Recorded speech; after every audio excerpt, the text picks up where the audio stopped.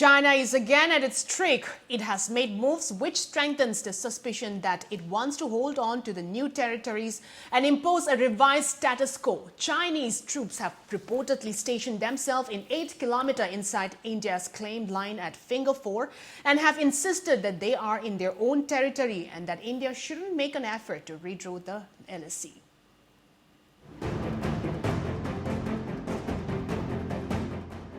China's misleading claims about the disengagement process having been completed at most of the friction points are aimed at imposing a revised status quo where it holds on to its newly claimed zones in eastern Ladakh, sources in the Indian security establishment have said. Within hours of the Chinese Defense Ministry claiming the troops on both sides were gradually disengaging and the situation was moving towards de-escalation along the line of actual control in Ladakh, sources in the Indian Army said there has been no positive movement on the ground for more than 2 weeks now. China's ambassador in New Delhi insisted that his country had not expanded its territorial claim in the Pangong Lake region, where Chinese troops have only withdrawn from the base of Finger Four to Finger Five, which lies within territory claimed by India.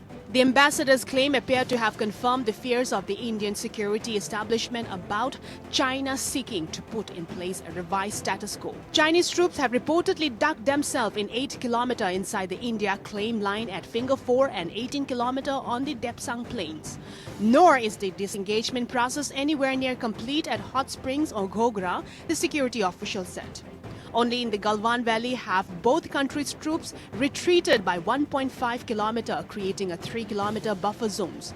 But here too, the Chinese have accepted the disengagement on their terms. The buffer zones is entirely within India claim lines, but Indian troops are not allowed to patrol the area. The standoff at the Pangong Tso and the patrolling point 17A at Gogra, army sources said, is still to be resolved and is likely to be the focus of the 5th round of talks at the level of the corps commander.